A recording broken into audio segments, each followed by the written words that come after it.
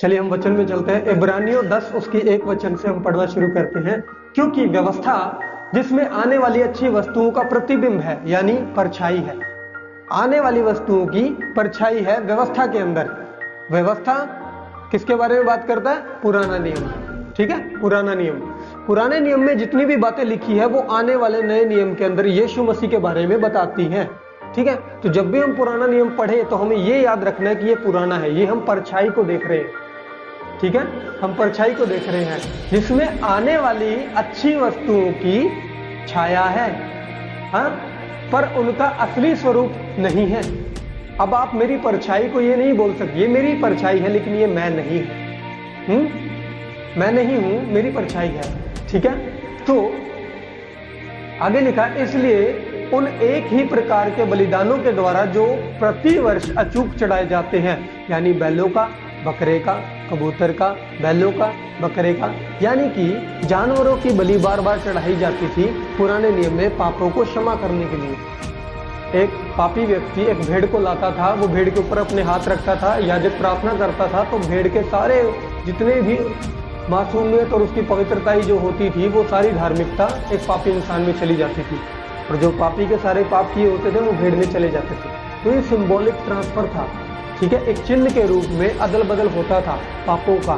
ठीक है, तो उसी तरह से, लेकिन वो चीज उनके पापों को कभी मिटा नहीं पाई।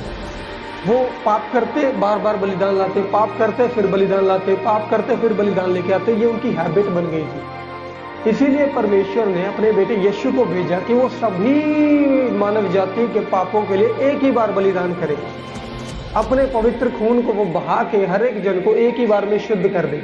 इसीलिए यीशु आया था। पुराने नियम में उत्पत्ति के अंदर अदन की वाटिका में यीशु मसीह की भविष्यवाणी हो चुकी थी, जो कि आगे नए नियम के अंदर पूरी होती है। हालेलुया, नए नियम के अंदर आके पूरी होती है। जब यीशु मसीह आ जाता है तो वो सब लोगों के लिए अपने आप को त्याग करता है। यानी कि जिस यीशु की बात व्यवस्था करती थी, पुराना नियम करता था, वो अब आ चुका है। आज आपने और मैंने छुटकारा पा लिया है। आज आपने और मैंने यीशु को पा लिया है। हालेलुया, हम यीशु के पास है। अब हमें उसकी परछाई की जरूरत नहीं है। परछाई से मतलब क्या है? अगर मैं रोशनी के पास खड़ा हूं तो मेरी परछाई कितनी लंबी होगी पीछे? मैं परछाई से आपको छू सकता हूं बहुत दूर से। परछाई के पास जाने का मतलब है कि आप अभी भी उससे दूर हो।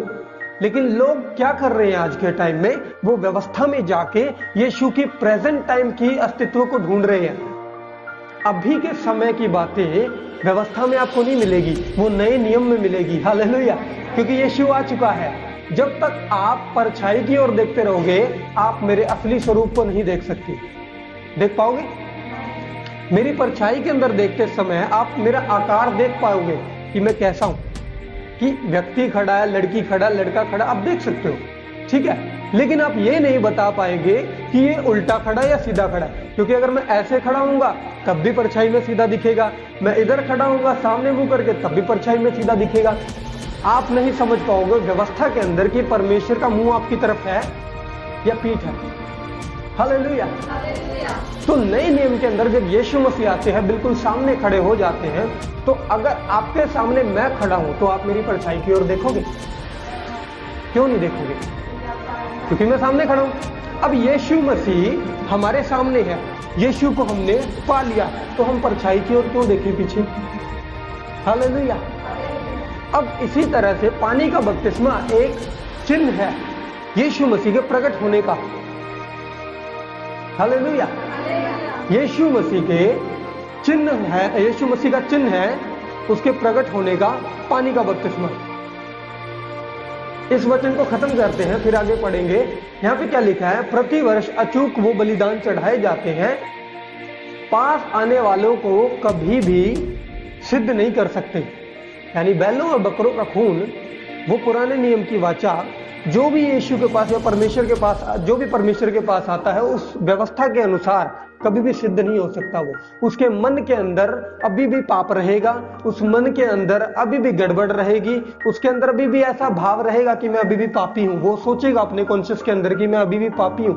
ठीक है, लेकिन मनुष्य कभी पापी नहीं है। जब यीशु मसीह के पास कोई आ जाता है तो उसके मन से सबसे पहले ये पापी होने का दोष ही हटा दिया जाता है, वो दोबारा कभी पापी महसूस नहीं करता। हालेलुया।